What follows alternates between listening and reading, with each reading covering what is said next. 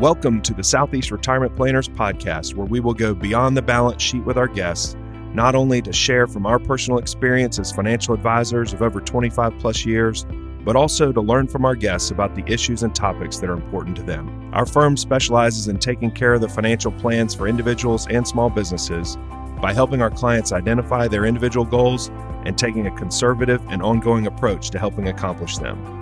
We are located in Hickory, North Carolina, and look forward to continuing to serve our clients and our community. Thank you for joining us. We hope you enjoy this week's episode.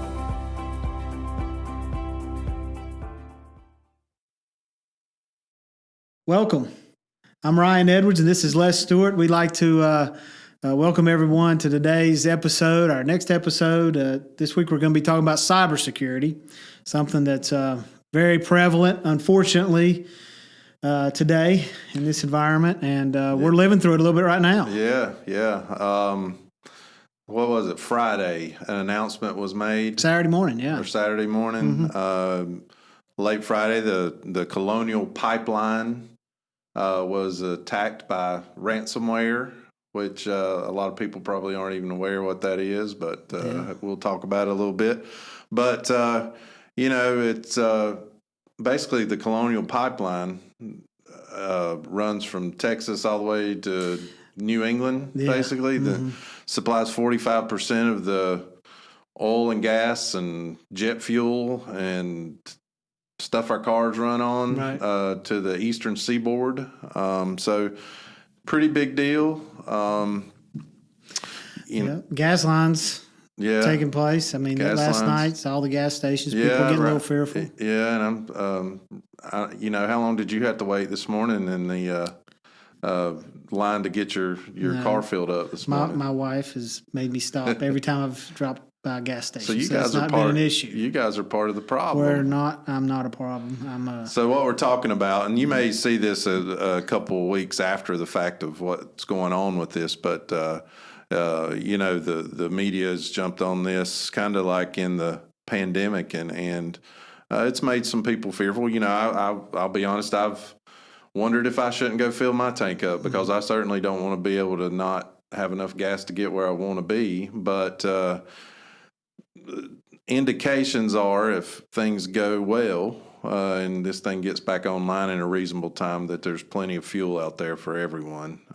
But it's, kind of off topic, but it points out how critical certain things are to the infrastructure of our society and economy. How susceptible we are and how quickly. So, right now you could equate it to the toilet paper shortage that took place at the first and throughout COVID. But now, I mean, we're seeing, hopefully they can bring it back online, like you said, pretty quickly, and we'll get back to normal. I heard we love to talk conspiracy theories, and I heard a theory that electrical cars are going to be gangbusters selling after this, So, maybe. But because I'm sure electric grid has nothing to do with. There's no way cyber attack can happen on that, right? Certainly not. No. Well, though that's some things. It's obviously it's cybersecurity. People trying to get your ID. Identity theft is part of it. Affects millions of Americans each year, and we're gonna. A number of people are affected. I've just got some stats here. The annual number of records exposed in 2018 rose 126%.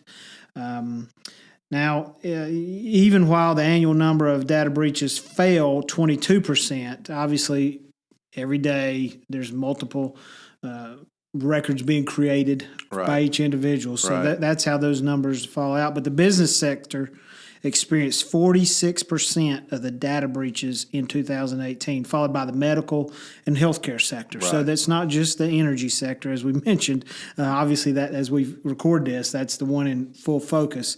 But it's how can people get ones? It's the business sector, medical, healthcare sector that led the way, and those are a little bit older stats. I mean, they're some of the more up-to-date numbers. I read in 2017 that the financial and healthcare sector really got targeted by financial crime electronic crime and identity theft. And, it just kind of makes me think, though, when we started working in this business, most stuff we kept in little manila file folders, right? Yes, so exactly.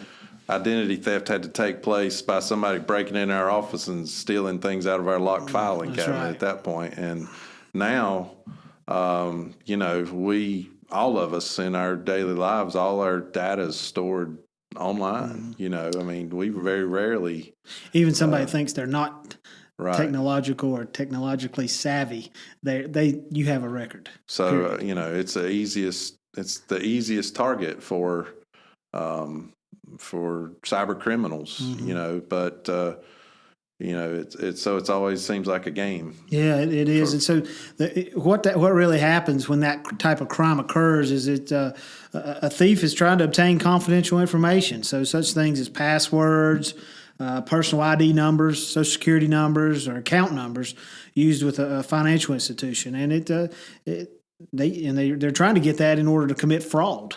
So that's obviously that's their intent. Right. But identity thieves use a victim's stolen information, and then they many times will try to go open banks, brokerage accounts, and run up bills for credit card purchases. Right. So obtain loans sometimes and commit other forms of financial fraud. So, it's anything from going and swiping your card for the skimmers they have on gas stations. That I've had that happen before. Next thing I know, somebody in Belgium's purchasing stuff with my bank account number. So, and I had that happen, just trying to fill up with gas a couple years ago. So it's anytime it can happen. It's amazing how tricky and smart some of these identity thieves and groups are. The one term that's used is social engineering. Social engineering, and what that is, I'm going to read the definition here, but it relies heavily on human interaction and involves tricking the unsuspected victims into breaking normal security procedures. Basically, they're trying to get access to your computer or your phone, get into a website that may have your personal information or your family's personal information stored on it, and they're trying to do that by tricking you into giving them permission to do it. Really, exactly. So, it is. It's they are good at what they do, unfortunately. And, we see some cases in our office where clients have been taken advantage of, unfortunately, some older individuals. And those, it's amazing how crafty the thieves are. I mean, my wife, she was going through a job search. This was, about 7-8 years ago, making a career change. And she was kind of baited into, and this was on a reputable job site. She had gone through a 2 or 3 level interview process, and it came down to them ordering, getting her information, and asked for a social security number, and something just didn't feel right. Well, she ended up giving it, but ended up she didn't take the job. Found out it was totally fraudulent. Somebody filled out a tax return in her name, right?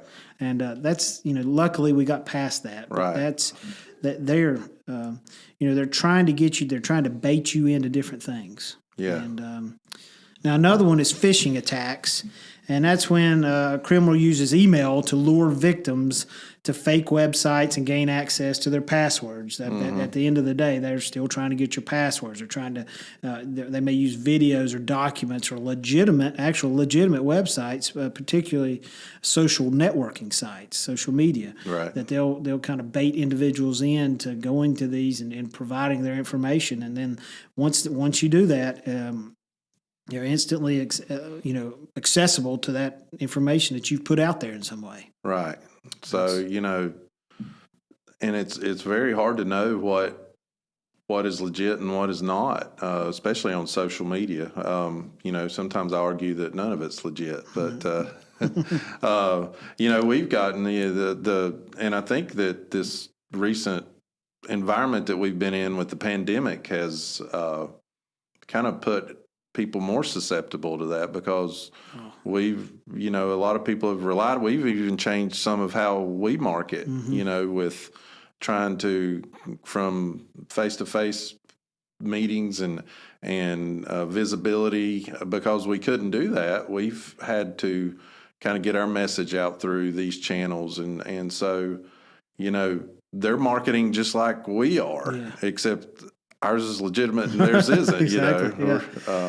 So but those phishing emails are awfully crafty. I mean, it may be just they put an extra L, right, or an extra letter, just some other type of letter in the person's email address, and you think it's somebody you email consistently, back and forth, and you go down that path, or maybe provide them, send them an attachment with some personal ID on them, and that's all they need. So and we know that because we've had to go through pretty extensive training on how to find that, see those irregularities, and it's still very hard to do. But in the financial business, that's, at the end of the day, that's what most cyber criminals are trying to do, is make money, or get money for little to no work on.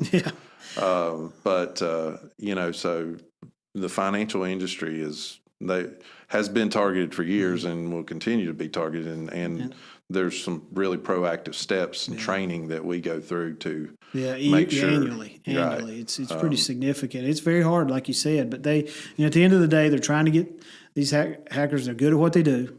They're trying to make money. They basically extort people out of money. Many businesses here, most recently, a number of businesses have fallen prey to malicious code, and that's our third area that we're going to talk about today: attackers, malicious code, ransomware. And that's where they're trying to get that. They put that code onto your computer via email attachments or links contained in emails. And what they're trying to do is infect the search engine results, or through videos, documents, or even on legitimate websites, particularly, as I mentioned earlier, I kind of skipped ahead, on social media websites. So in the mobile device world, criminals can corrupt even a legitimate smartphone app. Sure. And then they can upload that to a third-party site. But just businesses are affected by this ransomware. The pipeline. That's basically what's happening right now with the Colonial Pipeline. Correct. That's correct. I looked up did a little research for this, and last year $350 million was collected by groups like Dark Horse, who has come forward, which is I'm not exactly sure, they're obviously a secret group, but they're known for doing this type of stuff, and that's who's involved with the pipeline. But $350 million last year, which was double what it was the year before. So it's going, and that's not everybody pays it. Right. They don't ask many times for what I've read and done some research. A lot of these, they don't ask for an exorbitant amount of money. They're really trying to, for smaller companies, try to charge. They in essence charge what's a little bit less than, or a little bit more than, what it would cost you to actually go in and do the work yourself. Right. I mean, I've even heard, and I don't know, you hear different things, but I heard of one company that paid, and then the people that actually, they're so successful at this and have made enough money that once you paid, this company supposedly paid the money, wasn't a lot, $5,000-$10,000 they said, but then the hackers turned them over to their department that helped them decrypt their files. Yeah. But for some reason the FBI was involved and they couldn't find it. So that's a little hard for me to believe that, but they're very crafty. Yeah. I would like to think that the FBI could track that down, but who knows? Luckily, we've got enough protocols, and we continuously have those extra protocols put in place that it's something everybody has to be aware of, though. Yeah. Yeah, so I'm glad we have people on our side that help look out for and try to get ahead of that.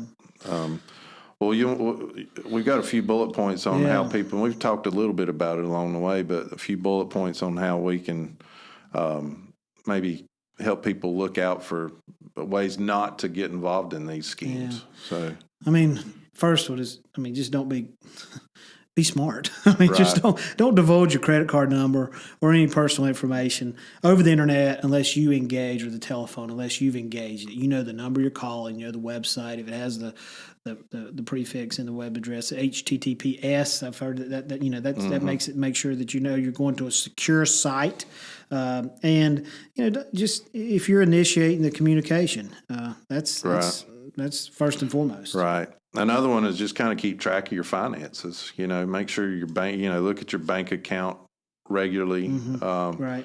Make sure that money is flowing where it should flow, where you've directed it to flow, and that nothing fishy looks, which is common sense. Just actively monitoring, making sure. I mean, a lot of credit cards and bank accounts or banks have a service that'll reach out to you automatically through, or there's services like LifeLock, and I'm not promoting any one over another, but there's services out there that'll detect that suspicious activity. And I caught a transaction on my account in the last, 6 months. Someone had dinged my account for $500, which is, that I need that $500. I want that $500, and it was sent to somewhere in Louisiana, and I haven't been anywhere near Louisiana in a long time, or bought something from there that I know of, and luckily I caught it the day of, and my bank was able to help me.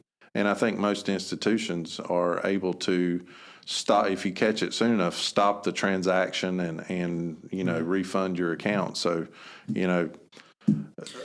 we're not ones that you don't want to stress over your money, but if you could just take a peek each day on your online account, that would be good. And you're reviewing a copy of your credit report. Many banks and certainly credit cards offer that ability quarterly, or don't track it every day, but if you see the credit bureau, if you notice anything, questionable entries or anything like that, just come to. And then if your identity has been assumed, then you need to ask the credit bureau to add a statement to that effect on your credit report, just to make sure that that's out there, because that'll, if they're trying to do harmful things, it's gonna ding you. It's gonna make things look bad for your credit report. But we've encountered clients that have had their identities or personal information, and we've tried to head them. And, a lot of times it's good to kind of retell those stories, not to break confidentiality, but we don't use names, but to tell that story so people are aware of it. If you never made an entry to win a brand new Mercedes, you're probably not going to get a call to come pick it up. If you hadn't paid for it, or they're not giving it away. Right. I mean, we had an instance where they were wanting an individual to pay the delivery fee for the brand new red Mercedes convertible. They asked us what we thought, said it was they had already sent like $200. They were going to get more. Right. They had to alert their bank, but they were just trying to get $200, not $2,000. Right. They were just going. If they do that 5 or 6 times a day, and that's a whole other. This person was a senior, which seniors I think have traditionally been targeted. Doubly as bad, if that's a term, to identity theft, right? Yeah. And with this technology stuff, a lot of if you're a senior, make sure you know what you're doing. My kids, and I'm probably put myself in that at this point compared to what my kids can do. They understand the technology, they work with it day in and day out, and they're probably more savvy than I am. But if you don't understand what you're doing, you might want to take some time to learn, why, what you can and can't do on Facebook or whatever you're doing. They're great tools, but make sure you know where you're going. And all of us, like we said at the beginning, are online on the internet more and more each day, and it's required for our lives. But got to be careful. Yeah. The other thing that I've been seeing a lot, Ryan, is text messages. Yeah, that's exactly right. That's where I'll get a text message that says, I've had stuff saying the IRS is needing to speak with me, or that I'm identified in some sort of, that I'm going to be sued or something like that if I don't react to this. And, doing a little research, it's something that's common out there that these are, you click on that link and it totally leads you to bogus. put in your personal, your social security number in there or something. And luckily I've not done that, but when you're threatened with a lawsuit, it makes you, maybe I should react to this, but it'd be better to try to contact the source. If there's not a source to contact, it's probably not legitimate. Exactly. That's a good point. So, as we wrap up, just be wary of any email or text messages expressing that you need to that it's urgent. Right. That it's urgent, that you need to update your personal information or activate an account or verify your account information. If somebody's expressing urgency, it usually needs to be a red flag for you. So, and just practice caution with any email attachments and downloads or files that keep on your computers. Make sure they're protected with the latest security updates and virus protection software. Right. That'll go a long way. So, right. I think it's a little timely as we talk about today with what we've got going on. When the listeners hear it, it may not be as timely. Hopefully, it's past us. Sure, but it's it's something that affects us not only on a large national scale, but it affects us in our individual lives and families' lives, and it's important. I hope this has been some information that'll help some people out there, and just you can go do your own research as well, and there's a lot of good resources out there to dig deeper into this and make sure that you're doing the right things. So. Yeah, well, we're happy that you attended today. If you'd like more information on Southeast Retirement Planners and the services we provide, you can find us on the web at www.seretirementplanners.com, and you can love you to subscribe to our podcast, Southeast Retirement Planners Podcast, on Spotify, Google Podcasts, and other vendors out there. So we've enjoyed our time today, and we look forward to assisting anybody with any questions they may have associated with this or anything with their finances or investments. So we'll see you next time. Yep, have a good day. Securities and advisory services offered through LPL Financial, a registered investment advisor. Member of FINRA, SIPC. Southeast Retirement Planners is not affiliated with LPL Financial or registered as a broker-dealer or investment advisor.